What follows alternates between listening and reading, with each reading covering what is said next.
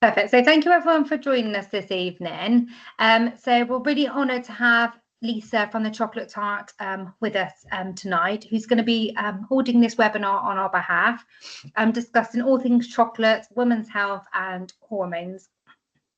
I will be here in the background, so if anyone needs anything, please do pop anything in the chat at all, and I'll be more than happy to obviously help where I can. And we will be answering questions throughout, so if you do have any questions, please do just pop them in the chat and then I can ask them, well, ask Lisa on your behalf. So I'll hand over to you, Lisa, if you just want to introduce yourself, tell us a bit about obviously the business, and then carry on with obviously the webinar. Thanks, Tia. Thank you to everybody for joining. I am Lisa Clark, and I have a chocolate school which is based in Clevedon, south of Bristol, and I hold chocolate workshops, hands-on workshops for anyone to come and learn how to work with chocolate and how to make their own chocolates, which get packaged beautifully to take away to either treat yourself or to give as a gift to friends and family. So I'm all about mindfulness, escape from reality, and spreading the word that chocolate is healthy. I think as a nation, we are very brainwashed by cookery shows. So over the past 20 years, lots of cookery shows are showing chefs working with chocolate.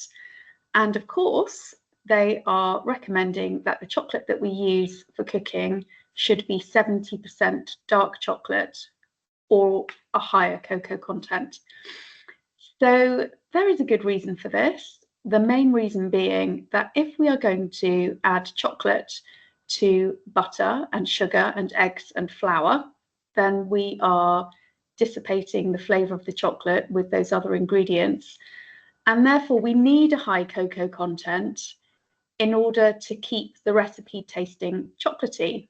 So a high cocoa content, such as a 70% or an 80% or a 99%, or whatever you lay your hands on in a supermarket, doesn't necessarily need to be a good quality chocolate. It just needs to have an intense chocolate flavour that probably might be a burnt chocolate that has had a lot of sugar added to it to mask the burnt flavour.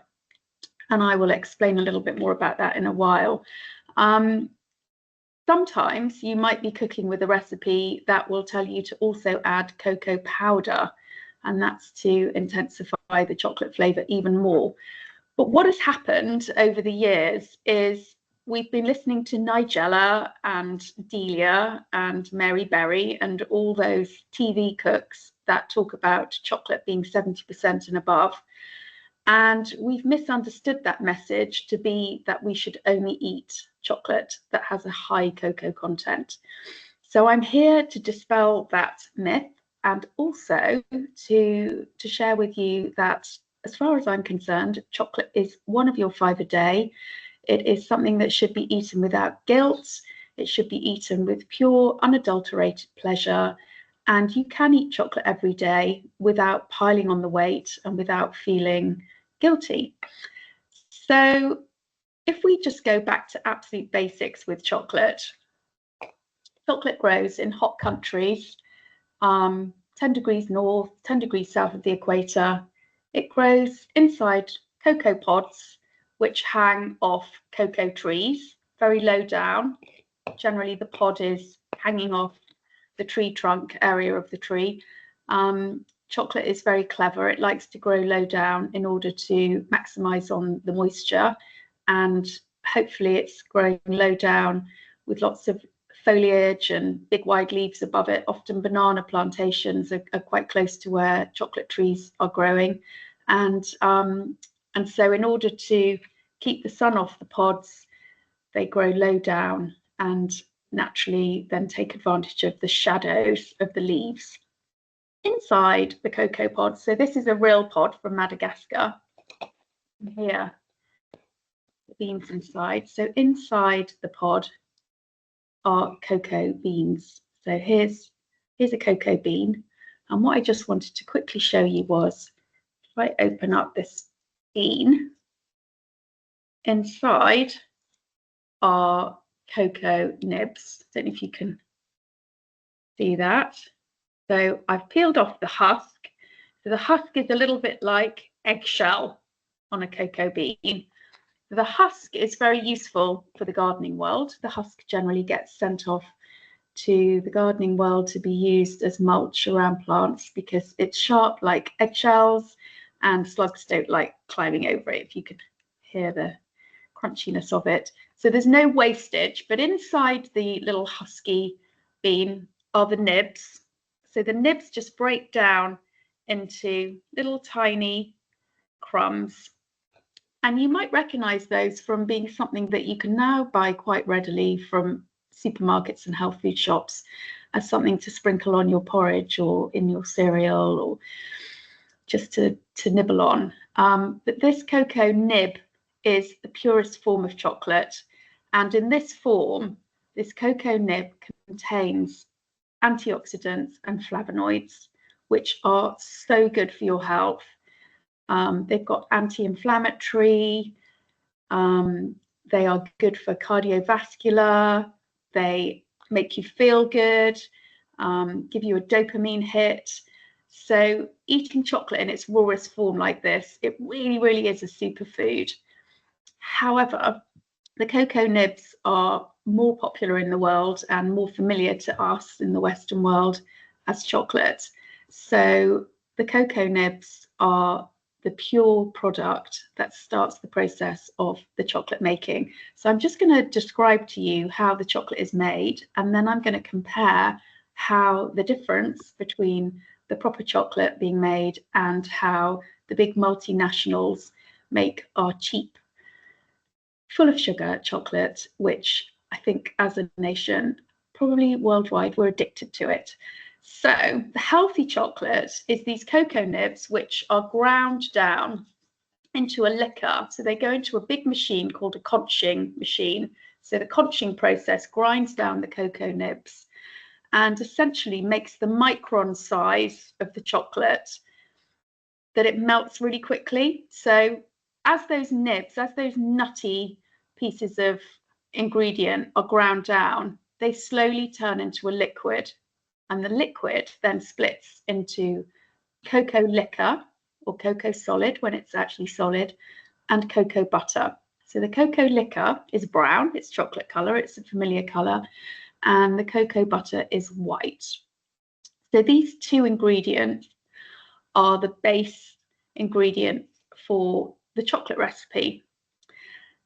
The two ingredients are added depending on the manufacturer's recipe, and they're mixed together. So it's not half and half, it will just depend on what the recipe is and what the cocoa content needs to be. But essentially that cocoa liquor is still full of flavonoids and antioxidants and all the goodies that we as women really benefit from ingesting. Now, the addition of a little bit of sugar, a very small amount of sugar, will enhance and bring out the chocolate flavor and really maximize on the deliciousness of what you're going to eat. The cocoa butter, when it's set solid at room temperature, has a lovely snap. So a lot of the enjoyment of eating chocolate is not just about the delicious flavor, but it's also about the textures and your senses having ticks in the boxes. So initially, when you look at good quality chocolate, you look at a lovely shine. So if you go into a chocolate shop, you're going to be really attracted by chocolates in a counter that have a lovely shine, and it's the cocoa butter that's giving the chocolate that shine. Once you swap your money for owning the chocolate, you're then going to enjoy a really, really satisfying snap, and that is thanks to a good cocoa butter content within the chocolate. So we've got our cocoa butter and our cocoa solid mixed with a little bit of sugar to enhance and bring out the chocolate flavor. And then another ingredient which is really vital for good quality chocolate and will help you to decide between which is a high quality chocolate and which is a lesser quality chocolate is the addition of a natural vanilla. So natural vanilla often will be grown near to the plantation where the chocolate trees were growing. Madagascan vanilla is obviously the best in the world, but if your chocolate is stating on the ingredients that there is natural vanilla, then you're definitely onto a winner. And that's really quite simply how dark chocolate is created. And the cocoa butter content is there to give the nice smoothness and the snap when you first put the chocolate into your mouth, and then also to help with the melt when your saliva and your temperature within your mouth starts to heat up the chocolate gently. Then the flavor notes all start to melt and just explode around your palate, which is obviously really, really enjoyable and really delicious, and makes you feel good, gives you a dopamine hit, and makes you want to sort of feel happy. Now, if this chocolate was milk chocolate, there is only one additional ingredient, and that is powdered milk. So as a world, and I know particularly from all the tens of thousands of people who've been to my workshops, we're all very, very confused about whether milk chocolate is good or bad. And I'd say that most people think that milk chocolate isn't very good for you, and that if you're eating chocolate, you should only eat dark chocolate. But when you consider that the addition of just milk powder to a good quality, properly made chocolate, the addition is just milk powder, giving a milky flavour, then I think you will agree with me that milk chocolate is also good for you. So personally, if I was only allowed to eat one chocolate for the rest of my life, or I was heading off to a desert island and I was allowed to take one bar of chocolate with me, my choice would definitely be a milk. It would be a Madagascan milk. It'd be a particular bar, a particular brand that I love. That really shocks a lot of people. Milk chocolate can be high cocoa content. So ideally, if you're going to be eating a good quality milk, it will be 40% cocoa solid upwards. Once chocolate becomes over 50% cocoa solid, it tends to be a dark chocolate, and there won't be a milk powder added to make it a milk. And there is a fashion at the moment. Cadbury's started to create about 18 months ago a dark milk bar, which I find a lot of my students presume, because Cadbury's have put the word dark on their milk bar explanation, that's a bit better for you. So I now want to move on to the description of the difference between what I just described, the high quality production of chocolate, with how the big multinationals create chocolate, which I'm going to really rudely refer to as confectionery. So in the chocolate factories, the Cadbury's, the Nestle, the big multinationals, they're buying the lowest quality chocolate in the world. So that chocolate is low quality just purely because of the terroir, the regions in the world where the chocolate grows. It means that the soil doesn't have very interesting mineral flavors. The minerality is poor. So quite often the trees are growing like weeds. They're growing really, really quickly and fast and producing massive yields of cacao chocolate. The farmers are pulling the beans, the pods and the beans out of the pods off the trees, often before the pods have ripened properly. They're taking the beans out of the pods, and in their haste to get those beans into the cooperatives and get them sold and get money in their pockets, they're often burning, over roasting the beans. The big multinationals can barter down the farmers very easily, and they've got high yields anyway, so they've got a lot of chocolate to sell, so the price is low. So these beans generally are coming from countries like Ghana and the Ivory Coast, and the farmers don't really understand what the end product is anyway, and the big multinationals aren't really explaining to them what the end product is and how important it is to leave the beans on the trees until they're properly ripened, and to then ferment them and roast them carefully. So the multinationals buy these beans, they pop the nibs out of the little cocoa beans and conch, just as I've described, so in the grinding down process. And the chocolate isn't conched for as long as a high quality chocolate, because conching needs electricity, and electricity obviously costs money. So the conching process isn't quite as long as it would be for a high quality chocolate.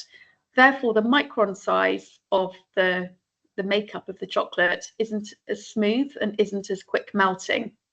But anyway, they've conched down the cocoa nibs, created the cocoa liquor and the cocoa butter, the liquids. And initially, the cocoa butter leaves the factory and it just goes straight off.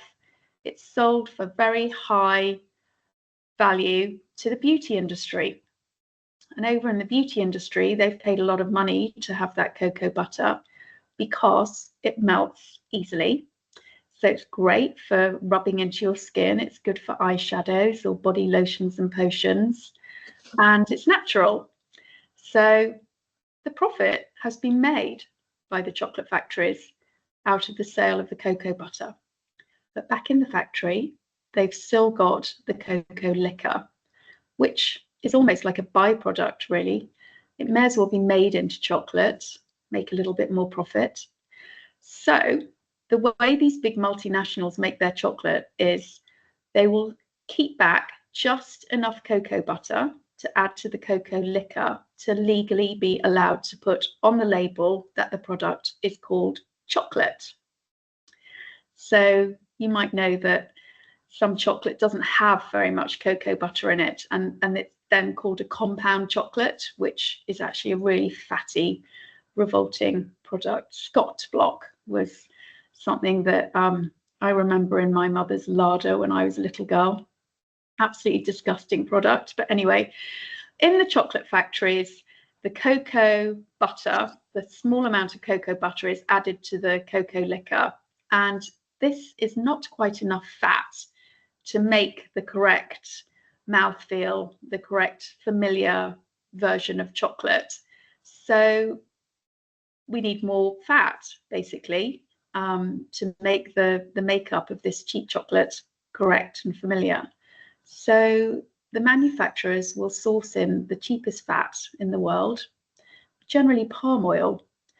I teach a lot in schools. I go into schools and hear the horror from children in year 5 and 6 who've learnt about the orangutans, and they're losing their natural habitat through the rainforest being chopped down, through palm oil being harvested from the rainforest. So this palm oil going into the cheap chocolate is just perpetuating that sorry story.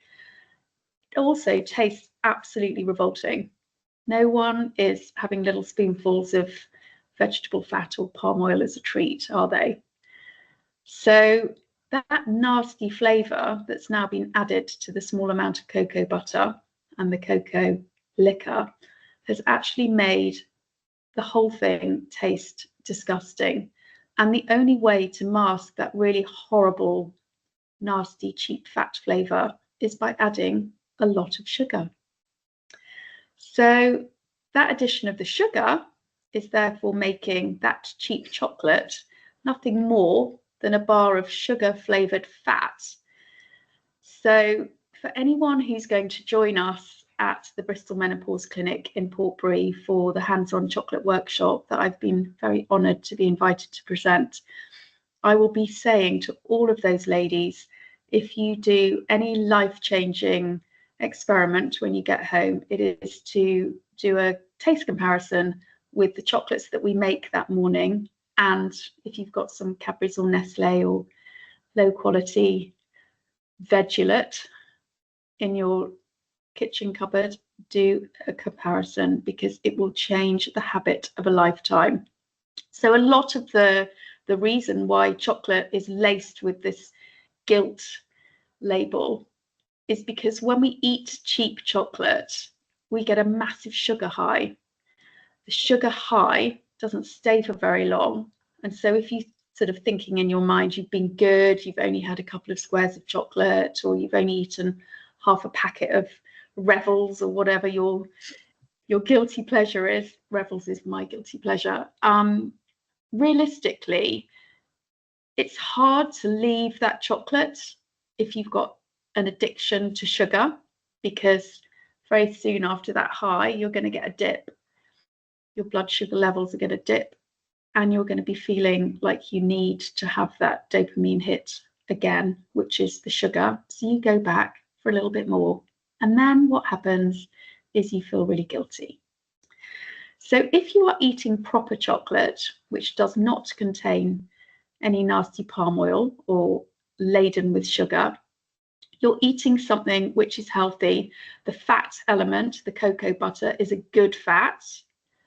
The cacao, the cocoa liquor, is good for you because of those flavonoids and those antioxidants. And it's going to give you the dopamine hit, which makes you feel good, but should make you feel good without guilt. And because there's only a small amount of sugar added to good quality chocolate, you should be getting an intense chocolate flavor which hits the spot, and then you're not going to be having that dip of sugar because the chocolate doesn't contain very much sugar. So my whole business is built around this. It's called the Chocolate Tart. Never be faithful to one piece of chocolate. Keep on trying. Keep on researching. What you might love might be really different to what I might love. If you're looking for a place to start buying good quality chocolate, you maybe Waitrose is probably the closest supermarket that has a good quality selection of chocolate to the Portbury Clinic. I'd say that's a really good place to go and start. And don't be blinkered by just choosing dark chocolate. If there are milk chocolates there that take your fancy, then purchase those. Take a photograph of the front label. If the chocolate bar is telling you what country the cocoa beans come from, then it means it's got something to show off about. So best destination for chocolate is Venezuela, position number 1, and not far behind, Madagascar. And the reason why those two countries are good for chocolate is because they have good minerality in their soil, good terroir. A little bit like the wine world, chocolate needs good minerality and terroir in order to bring interesting flavor notes into the cocoa bean, into the nibs, and then processed correctly with slow, careful attention and long conching. All the flavor notes of the terroir will reveal themselves within the chocolate. So maybe I could persuade Bristol Menopause Clinic to invite me to do a tutor chocolate tasting as well in the future, and we could just work through all the complex flavor notes that are present in good quality chocolate, dark and milk, and you maybe might find your new favorite piece of chocolate, and it might not be a high cocoa content, it might be a low cocoa content. I can show you world-class gold award-winning chocolate that is less than 70%. So something else that I'd like you to take away from this webinar is never buy your chocolate based on cocoa content. We don't go into the off license and choose our wine based on alcohol content. We're all educated enough about wine and alcohol to understand that alcohol content doesn't necessarily mean high quality, and exactly the same message applies to chocolate. Have I taught you something new, Tia? Yes, definitely for me. Yes. I probably was your standard Cadbury or girl. So I'm definitely going to have to sneak into your workshop when you're at the clinic and learn some new things and have a little taste. I think if you were like, I know you said about Waitrose, for example, if someone was to go into say Waitrose or any supermarket to purchase a good quality chocolate, what brand would you recommend? Well, that's a really, really good question, actually, because the brand sometimes can be an own brand. So a year ago, I was very honoured to be invited to do a blind tasting of milk chocolate with the food writer from the Saturday Telegraph, Xanthi Clay, who herself has an amazing palate. But she packed her husband off to 26 different shops and supermarkets to purchase various different types of milk chocolate. And then she laid those 26 pieces of chocolate out on a long piece of tape that she numbered 1 to 26. And I basically started at number 1. And about an hour and a half later, got to number 26. And she sat with her laptop and took notes and just word for word wrote down what I was saying about the chocolate. So initially, she wasn't tasting it with me. I was home alone, trying this chocolate. Numbers 1 to 7 or 8 were absolutely disgusting. It was really kind of scary trying these chocolates and thinking Xanthi's expecting some really great vocabulary here for her article, and I've just got nothing positive to say. And it was just pure bad luck that the first tranche of chocolate that she'd laid out in no particular order actually turned out to be, as I explained earlier, confection. It was just sweet chocolate, high sugar content, varying shapes and sizes as far as how thin the chocolate was or how thick the chocolate was. But suddenly I got to the sort of 8, 9, 10 chocolate, and by joy for me, my mouth was just full of intense, complex flavor notes, and I was tasting some really, really exquisite chocolate.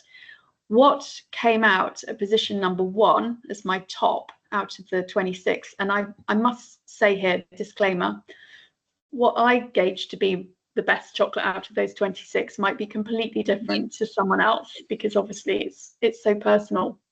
But for me, the top chocolate was a Marks and Spencer's own brand, Dominican Republic milk.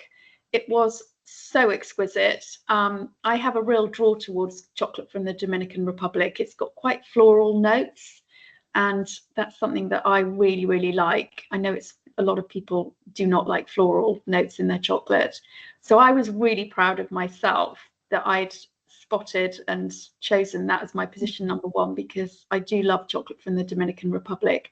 But this chocolate bar came from White Ladies Road, Marks and Spencer's food shop, and it's on the top shelf. So I'd really recommend, if someone wants to pop and try a really good milk chocolate, that's a good place to start. Positions 2 and 3 were an Aldi and an Asda own brand. Really? Yeah, so that was really interesting too. So it just shows. So it just shows you don't need to spend mega money to get a decent. Yeah, but you do need to be spending around £4 upwards for a decent chocolate. The price hike between Cadbury's and a proper chocolate is purely that the cocoa butter is so valuable. So if you're eating chocolate, a bar of chocolate that hasn't been diluted with cheap palm oil and vegetable fats, then of course it's going to be more expensive, because the cocoa butter is expensive. The cocoa butter is the most expensive part of the makeup of the chocolate. So you do need to be expecting to spend triple, quadruple what you would normally spend. And if you wanted to eat a world-class artisan handmade chocolate, you'd probably be looking at spending about £9 per 100 grams, which usefully brings me to the subject of why chocolate is skyrocketing in price at the moment. 4 years ago, there was extreme weather conditions in this kind of ribbon around the center of the world, around the equator, of flooding, El Nino, drought, just weather that unfortunately dislodged the roots of cacao trees that normally farmers would be just removing and replanting a little bit every year.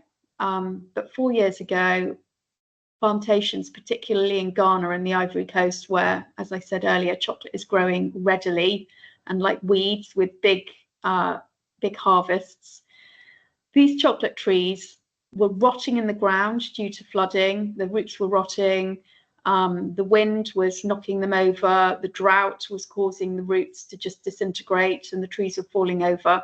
And unfortunately, so many trees were lost that the farmers couldn't afford to replace them in the normal way that they would have done.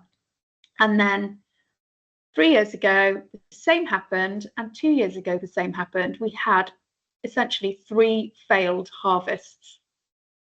Now, for the farmers that have been able to afford to replace their trees, the reality is that chocolate trees need around 5 years to grow and establish and mature enough to actually produce a yield. And the yield obviously grows bigger and bigger as the years go by. We have a worldwide worldwide chocolate shortage at the moment. It's not because of Donald Trump. It's not because of any politics. It's because of natural phenomenon and world weather patterns. And it's kind of caught up now with the big multinationals who were able to stockpile chocolate, stockpile the cocoa beans, when they realized the enormity of the weather wrecking the cacao plantations. These big multinationals are now running out of their stocks that they bought cheaply 3 years ago. So I was listening to a highly entertaining article on Radio 5 Live a few weeks ago where somebody had phoned in or texted in horrified that they'd found one Freddo, Cadbury's Freddo, for £1 in a shop. And the comment was, you know, what happened? We used to be able to buy 3 for £1. And I know I've got an 18-year-old doing A-levels at the moment, and he likes nothing more than a little dopamine hit of cheap chocolate. So we've got some Freddos in the house at the moment. Shock horror. And they were £1.25 for 3 from the shop that I bought them from. So this price hike is now beginning to show in the supermarkets with even our big multinational chocolate, in inverted commas, producers. And the recipes are slightly changing. So to keep the prices steady, the obvious way to change the recipe is to put less cocoa butter in and more cheap fat, or reduce the amount of cocoa solid. So it's something that everybody's beginning to notice. So top tip is, if you've got a favorite chocolate go-to bar, go and buy a little stash while it's still vaguely affordable, and you won't regret that decision. So everyone's going to run to the shops now, aren't they, and get their it's going to be like Lou Rollgate and COVID. Yeah, getting their cheeky supply. So there was a question that has come in. So if anyone else got any questions, please feel free to pop them in. But someone said, so is good dark chocolate dairy free? Good question. I think it's probably because of obviously where you said about the milk powder and then not. So this is just such an entertaining subject, which comes up in my workshops every single week. Dark chocolate contains the ground down cocoa nibs, which split into cocoa liquor and cocoa butter, a tiny amount of sugar, and some natural vanilla. That is dark chocolate. It's always been dark chocolate. That recipe has never changed. There is no dairy present in dark chocolate. There's never ever been dairy in dark chocolate. Any bar that is labeled dark chocolate will not contain dairy. And good quality chocolate does not contain gluten or animal product. It's a pure, anyone can eat it. What is different about varying bars of dark chocolate is the tasting notes. So if you talk about Bourneville, which is a classic low quality, cheap, rather nasty dark chocolate. That's dairy free, it's vegan. And if we talk about world class £9 a bar dark chocolate, it's exactly the same. So yeah, dark chocolate is vegan, it's dairy free, always has been, always will be. And some chocolate producers have got on the bandwagon and started labeling their chocolate as being dark and vegan, which has sort of confused people to think, oh, this is a new thing, and maybe dark chocolate has never been vegan in the past, but it is. Milk chocolate has milk powder in it, and as we all know, milk is not suited to the vegan diet. All chocolate is vegetarian, so I hope that dispels those myths. But yeah, it's a good question. Like you said, I suppose it's just a marketing ploy, isn't it, by adding on the vegan. Yeah, because it makes it stand out, I suppose, to another bar of chocolate that may not stand it for, like, obviously the vegan community. So yes, it's the marketing. Yeah, clever marketing. Very clever. So does anyone else have anything else they would like to add or ask at all? Give you a few minutes if you do, just to pop anything in. It can be anything about, obviously, chocolate in general, but how chocolate can benefit hormones, women's health in general. Any questions you may have at all for Lisa, do pop them in the chat box, and we can ask Lisa. If anyone's interested, Lisa will be holding a chocolate workshop at the clinic. So Bristol Menopause clinic, just on the outskirts of Portishead in Portbury. That'll be on June the 19th. So do you want to just tell us a little bit more about, I was just going to say it, but you'll be better off explaining exactly what will be happening in the workshop, just in case anyone's interested in attending. Yeah, so we're going to be working with a blend, which is my Chocolate Tart blend. So it's a 33% cocoa solid milk chocolate blended with a 70% dark. And the idea of this blend is that people who think they only like dark chocolate will find it dark enough, and people who think they only like milk chocolate will find that it is milky enough. So there are going to be lots of opportunities to try it. And I'm also going to be bringing a little bit of complex chocolate along with me, so that we can just understand the difference between a really, really high quality chocolate and what I would describe as a quaffing chocolate. Just as a house wine in the Michelin star restaurant is going to be something that's much more suited to the general palate, a really exquisite and expensive rare wine might not be to everybody's taste.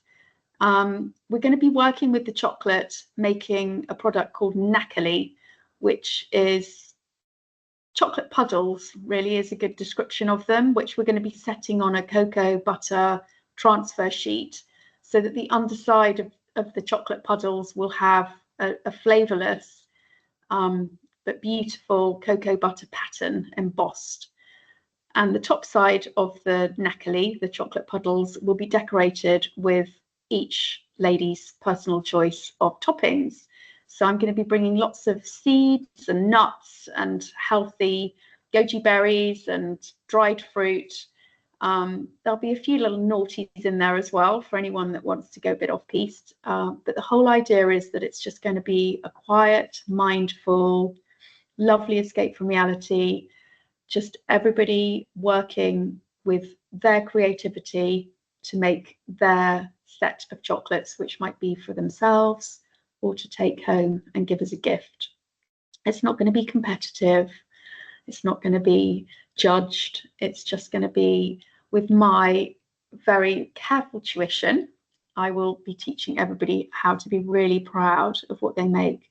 So creative people can get creative, and uncreative people will be equally thrilled and proud of what they make, because what we find in these workshops is that sprinkling toppings can just look as beautiful and as gorgeous as people who've really taken their time to place and make decorations that are really carefully thought through.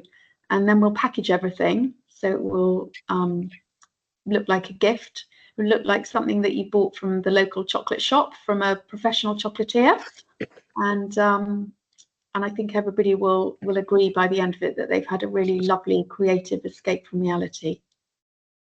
And like you said, creativity doesn't matter because the ingredients will all be the same top quality ingredients. So at the end of the day, it tastes just as lovely if you are creative or not creative.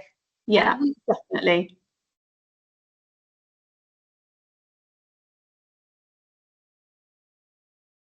Sorry, I'm just plugging in my my laptop before it cuts out on us. So we did have a few more questions. So is it good for women's health? So any benefits of chocolate as a whole on women's health, whether that be milk, yes, chocolate? Very much. So chocolate contains magnesium, iron, zinc. So they're all really good supplements. Another thing that chocolate contains is something called phenylethylamine, which is the substance that we excrete when we're orgasming. So that is naturally there, present in the cocoa liquor or cocoa solid when it's set. So you know, there can't be much wrong with consuming that quietly in the corner. Amazing. So someone said, but you've already just answered this as well, I suppose. So they said they heard that dark chocolate has magnesium in it. So does both milk and dark chocolate have magnesium? Yes, of course, because the addition of the milk powder doesn't cancel out the magnesium, the zinc, and the iron that's present in the dark chocolate. Of course not. So, you know, all chocolate is just good for reducing blood pressure, cardiovascular health, blood flow.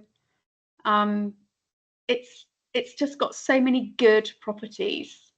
And I think if you're eating good quality chocolate, whether it be milk or dark, how great to be able to eat it not feeling guilty, because you're satisfied much more quickly when you're eating a product that's intensely chocolatey in flavour. You can feel overwhelmed by it much more quickly, so you're likely to eat less just purely because you're not eating a lot of sugar. I think it's a very good point making, because I think we've been programmed to believe chocolate is the devil, and you're absolutely right. We have been programmed. But like you said, that's probably the bigger brands which unfortunately maybe don't use as good quality ingredients and a lot more sugar, sugar is the nasty. Yeah. So that's what's given us the bad health benefits or health effects, let's say. Whereas good quality chocolate using less sugar, so obviously you're cancelling out that, and obviously you're not cancelling out all the amazing ingredients and elements that's having good effects on our health. So and a really good trick that I would recommend is if you are a chocoholic and you are finding it really difficult to temper the amount of chocolate that you're popping in your mouth and you're feeling guilty, then take 3 or 4 squares, melt them down, get a punnet of strawberries, and just sit at your desk or sit in front of the telly or with some friends and just dip the strawberries into the melted chocolate as you're eating, and that will just be such a joyous experience. And then you've sort of added to your sugar craving by eating some fruit or a banana. That's longer as well, won't it? Yeah, drizzle a few melted squares of chocolate over a banana. Heaven. Sprinkle some seeds over the top. Yeah, I have chocolate for breakfast. Can I show you? Yeah, let me just grab what I use. Chocoholic. So I've got some lovely girlfriends who went to St. Lucia on a chocolate holiday, and they brought me this. It's 100% cacao.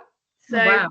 This is what the chocolate would look like before it's had any cocoa butter added back to it or sugar. So it's absolutely pure, and I've just got a microplane and I just grate it onto my porridge every morning, and I just keep it next to my cereal in a jar.